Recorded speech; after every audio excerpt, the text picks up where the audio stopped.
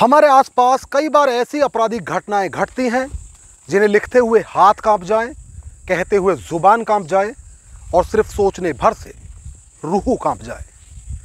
आज की जो घटना हम आपके बीच लेकर आए हैं उसे देखते वक्त यकीनन आपके रोंगटे खड़े हो जाएंगे, क्योंकि इस घटना में हम एक ऐसे गैंग के बारे में बताने जा रहे हैं जो गैंग डकैती के दौरान ना तो मासूम बच्चों को कत्ल करने में कोई गुरेज मानता था और ना ही उस घर की महिला सदस्यों को मौत के घाट उतारने के बाद उनकी लाशों से बलात्कार करने में।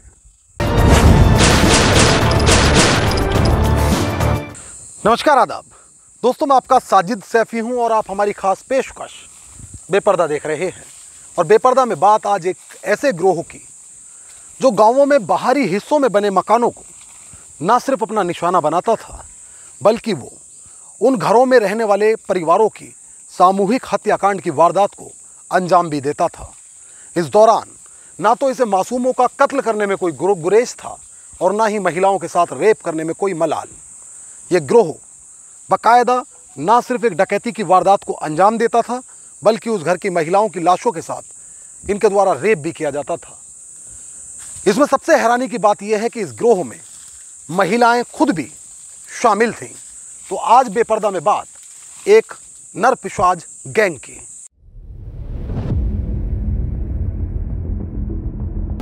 तारीख 21 नवंबर 2021, वक्त सिहा आधी रात, स्थान प्रयागराज का गोहरी इलाका। फाफामऊ थाना क्षेत्र के इस इलाके में इस सर्द सिहा रात में घने कोहरे के साथ हर सिमत गहरा सन्नाटा है। रात का ये वो पहर है जब अगर कुत्तों के रोने की आवाज छोड़ दें तो इंसानों के साथ पशु पक्षी भी नींद की गहरी आगोश में है। जबकि ये घर गांव के बाहरी हिस्से में है और घर की चौखट के चारों ओर कुछ 5-5 फीट बड़ी चार दीवारी है और आंगन के बीचों बीच एक पेड़ लगा है।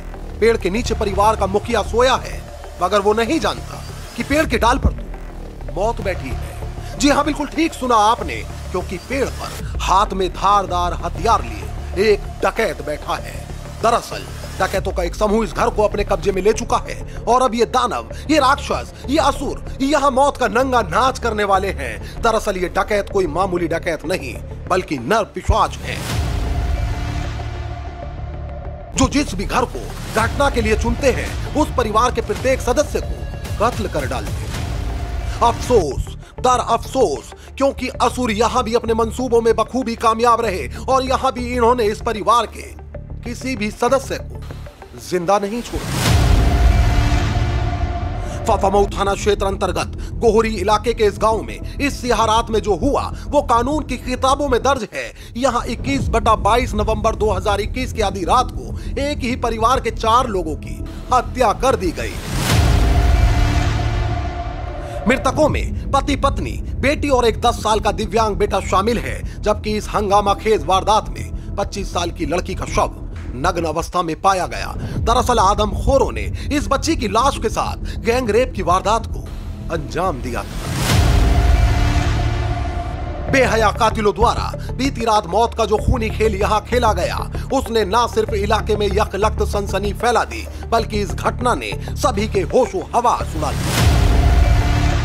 सामूहिक हत्याकांड की इस अजीब तर वारदात से जहां हर कोई सख्ते में था, तो वहीं पुलिस के हाथ अभी पूरी तरह खाली। लिहाजा अधिकारियों द्वारा कई स्पेशल टीमों का गठन किया गया, जबकि पुलिस के खबरियों को भी सक्रिय किया गया। प्रयागराज पुलिस की स्पेशल टीमें पूरी सरगर्मी से शैतानों की तलाश में जुटी थी, मगर खाकी के हाथ हैवानों के गिरहबा तक पहुंच पाते उससे पहले ही थरवई थाना क्षेत्र के खेवराजपुर में 16 अप्रैल को कब्ल में की गई हत्याओं ही की तरह परिवार के 5 सदस्यों की निर्मम हत्या कर दी गई। जबकि इस परिवार की महिलाओं के लाश के साथ भी दरिंदगी की वारदात को अंजाम दिया गया। वहीं 6 महीने के अंतर्गत एक के बाद एक सामूहिक हत्याकांड की 2 घटनाओं से एक पूरा प्रदेश दहल उठा। वहीं एक ही जनपद में एक जैसी 2 वारदात करके हैवान पुलिस के इकबाल को चुनौती दे चुके थे। लिहाजा अब पुलिस ने सर्विलांस की मदद व तकनीकी माध्यमों से दोनों घटनाओं की कड़ियों को जोड़ना शुरू कर दिया। और वो वक्त जल्द आया जब पुलिस के हाथ एक बड़ी सफलता लगी। दरअसल 3 मई 2022 को प्रयागराज पुलिस की डकैतों के एक समूह से मुठभेड़ हुई, जिसमें कुल 7 डकैतों को पुलिस ने गिरफ्तार कर लिया। जबकि इसके बाद जब डकैतों ने अपना कबूलनामा पुलिस के जानिब बढ़ाया तो पुलिस के माथे पर पसीना आ गया। दरअसल यह उन्हीं नर पिशाचों का गिरोह है जो घरों में डाका डालकर पूरे परिवार को कत्ल कर देता है और लड़की व महिलाओं की लाशों के साथ गैंग रेप किया करता है। इसमें इससे भी चौंकाने वाली बात ये कि गिरोह में महिलाएं भी शामिल हैं। दरअसल जब इस गिरोह के 7 सदस्यों की गिरफ्तारी हुई तो कई चौंकाने वाली सनसनीखेज वारदातों का खुलासा हुआ। जबकि कई मीडिया रिपोर्ट्स में दावा किया जाता है कि इनकी गिरफ्तारी से पहले करीब 4-5 वर्षों तक लगातार गंगा पार एक जैसी वारदातों को अंजाम दिया जा रहा था। इन घटनाओं में कई समानता थी।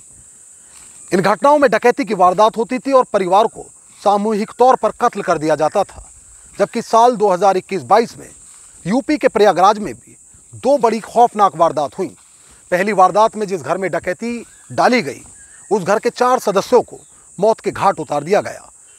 परिवार की बेटी जिसकी उम्र 25 साल बताई गई, उसकी लाश नग्न अवस्था में मिली।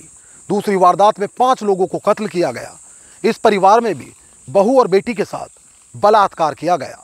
कुल मिलाकर ये डकैत ना सिर्फ डकैती की वारदात को अंजाम देते थे बल्कि उस पूरे परिवार को कत्ल कर देते थे जो इनका शिकार होता था, और उनकी बहू बेटियों की लाश के साथ इस गैंग के ये नरपिशाच रेप की वारदात को अंजाम भी देते थे। आदमखोरों की गिरफ्तारी के बाद कई चौंकाने वाले खुलासे हुए। पता चला कि अलग अलग राज्य व जनपदों में गिरोह ऐसी कई वारदातों को अंजाम दे चुका था। जबकि प्रयागराज में हुई पहली घटना को मोनू, रोहित, पीपी कुमार, नवल, मुर्गी, बुंदेला, आकाश और डेढ़गांव ने अंजाम दिया था। इस घटना में साजिश रचने में भीम, संगीता और नेहा शामिल थीं। वहीं थरवई में हुई 5 लोगों की हत्या मामले में पता चला कि इस पूरी घटना में मोनू, रोहित, नवला, पीपी, मुर्गी, पंख, बुंदेला, डेभी, आकाश डेढ़गांव और चिंटू शामिल थे। मगर सवाल ये कि ये लोग कौन हैं और क्यों कर ये अपने शिकार को जिंदा नहीं छोड़ते थे। कहानी के इस पहलू पर हम जल्द वापस लौटेंगे, मगर उससे पहले आप जानिए कि शैतान अपने टारगेट तक पहुंचते कैसे थे। दरअसल सबसे पहले गैंग टारगेट का चयन करता था। इसके लिए वह टारगेट की मकान की कई बार रेकी भी करता था। इस दौरान ये लोग रोड पर बने और सुनसान एरिया के मकानों को चुनते थे।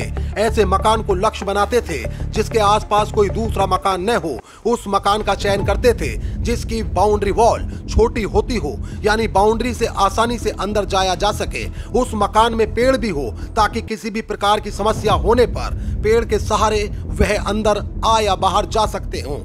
ऐसे मकान पर धावा बोलते थे जहां पर महिलाओं की संख्या पुरुषों से ज्यादा हो। घटना करने से पूर्व ये लोग फाफामऊ स्टेशन पर शराब पार्टी करते थे।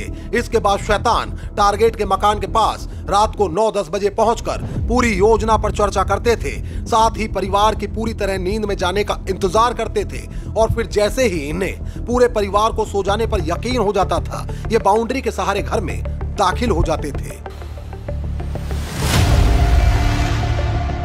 जबकि उस दौरान जो भी सदस्य जाग रहा होता था उसे ये तुरंत वहीं मार देते थे। थरवई और गोहरी में भी लोगों के जागने पर परिवार के सदस्यों को इनके द्वारा मौत के घाट उतार दिया गया था। बदमाशों ने बताया कि थरवई में एक बच्ची इसलिए बच गई थी क्योंकि वह गहरी नींद में सो रही थी। गैंग के सदस्य महिलाओं को मारने के बाद रेप भी करते थे। गौरतलब है कि थरवई और गोहरी की घटना में शुरुआत में ही रेप की आशंका जाहिर की गई थी। घटना को अंजाम देने के बाद ये लोग सीधे फाफामऊ स्टेशन जाते थे और वहां से होते हुए इनके ज्यादातर सदस्य बिहार भाग जाते थे। खैर 2022 में प्रयागराज पुलिस ने मुठभेड़ के बाद गिरोह के 7 सदस्यों को गिरफ्तार करते हुए इस सियाह सच का खुलासा कर दिया था। जबकि इसके बाद यूपी में इस तरह का कोई मामला सामने नहीं आया। हालांकि उस दौरान भी गैंग के 6 सदस्य भागने में कामयाब रहे थे। रिपोर्ट को लेकर आपकी क्या राय है वह हमें कमेंट करके जरूर बताएं। यदि आप चैनल पर नए हैं तो इसे तुरंत सब्सक्राइब करके बेल आइकॉन जरूर दबा दें। मोहित भाटी के साथ अमजद राना, क्राइम स्टोरीज अड्डा। तो दोस्तों फिलवक्त मुझे दीजिए इजाजत, लेकिन यदि आप क्राइम स्टोरीज अड्डा पर बेपर्दा के और भी एपिसोड्स देखना चाहते हैं तो हमारे चैनल को तुरंत सब्सक्राइब कर दीजिए, बेल आइकॉन दबा दीजिए और रिपोर्ट को लेकर आपकी क्या राय है वह हमें कमेंट करके ज़रूर बताएं। यदि आप चाहते हैं कि क्राइम स्टोरीज अड्डा पर बेपर्दा एपिसोड्स की सीरीज का सिलसिला बदस्तूर जारी रहे तो हमें सपोर्ट करिए, हमारे वीडियोस को ज़्यादा से ज़्यादा लाइक और शेयर करिए। एक और नई कहानी के साथ हमारी आपसे फिर होगी मुलाकात और क्राइम स्टोरीज अड्डा पर फिर एक नया चेहरा होगा बेपर्दा। तब तक के लिए आदाब, नमस्कार, जय हिंद।